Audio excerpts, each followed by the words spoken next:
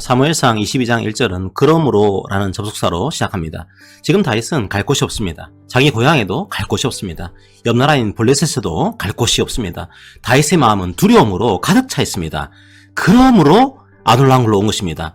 너무 짠한 접속사 아닙니까? 너무나 두려워서, 너무나 슬퍼서, 너무나 외로워서 그러므로 이 아둘람으로 온 것입니다. 거창한 목적을 가지고 온 게 아닙니다. 천하의 다윗이 안 들키려고 아둘람에 온 겁니다. 얼마나 원통했을까요? 얼마나 억울했을까요? 다윗은 과연 이 절망의 자리에서 어떻게 했을까요?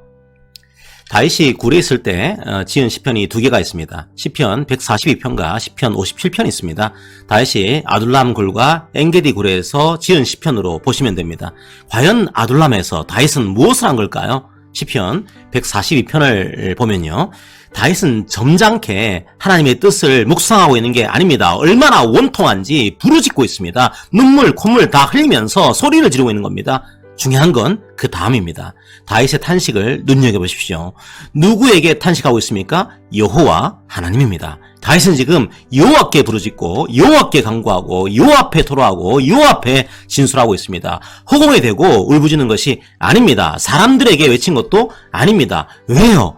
하나님을 알기 때문입니다. 다윗은 하나님을 인격적으로 알고 있는 사람입니다. 상황은 여전히 어렵습니다. 시편 142편을 보시면요. 다윗의 상황은 여전히 완전히 마음을 압도하고 있습니다. 누구보다 다윗을 잘 아는 사람들이 다윗을 배신했습니다. 오른편을 봐도 아는 사람이 없습니다. 오른편에 사람이 없다는 건 도와주는 사람이 없다는 겁니다. 그런데 지금 다윗은요. 아무도 없습니다. 지금 다윗의 마음에는 두려움만 있는 것이 아닙니다. 외로움도 가득 차 있습니다. 다윗은 이런 상황을 포장하지 않습니다. 원통한 감정을 그대로 토해냅니다. 영혼이 상했다고 그대로 말합니다. 그런데 다윗은 그 상황 속에서도 하나님을 고백합니다. 다윗이 고백한 하나님은 어떤 분이십니까? 어둠 속에서 빛으로 가는 길을 아시는 분입니다. 그래서 기도하는 겁니다. 하나님만이 탈출구를 아시기 때문이죠. 하나님만이 길을 아시기 때문이죠.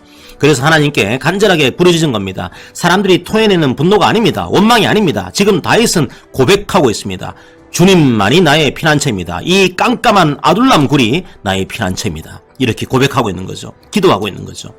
우리도 이런 고백을 하기 원합니다. 주님, 우리도 깜깜한 아둘람 굴에 있습니다. 하지만 이 깜깜한 아둘람 굴에 주님이 계시다면 바로 그 아둘람 길이 나의 피난처입니다.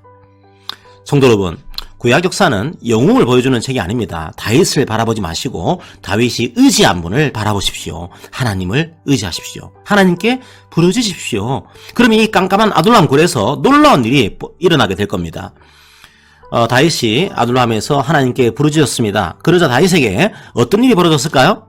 온갖 사람들이 다윗에게 모여들고 있습니다. 돈 많은 부자들이 모인 것이 아니었습니다. 권력자들이 모인 것이 아니었습니다. 교양이 많은 사람들이 모인 것도 아니었습니다. 누가 모였습니까? 환난당한 모든 자가 모였습니다. 빚진 모든 자가 모였습니다. 마음이 원통한 자가 모였습니다. 요즘으로 따지면 억울하게 해고당한 사람을 생각하면 될 겁니다. 성도 여러분, 시편 142편과 사무엘상 22장 2절의 말씀을 연결해서 보십시오. 다윗은 너무 외로웠습니다. 힘들었습니다. 그래서 하나님께 부르짖었습니다.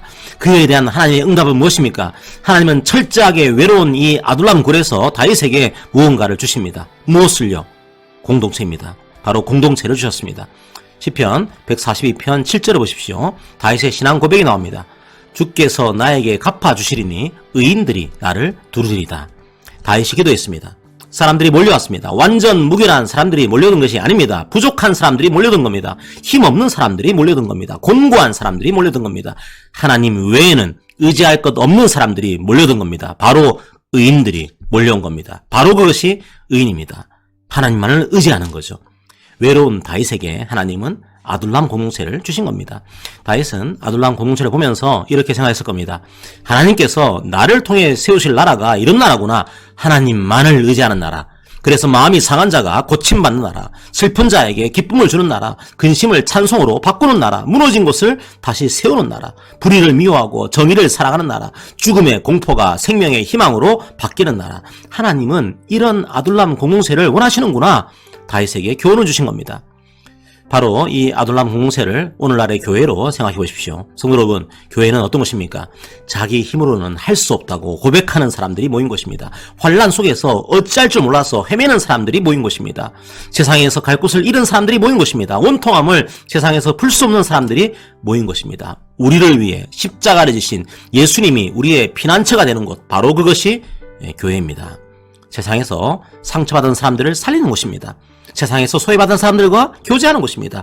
죽어가는 사람들을 살리는 곳입니다. 어떻게 해요? 주님의 십자가라요.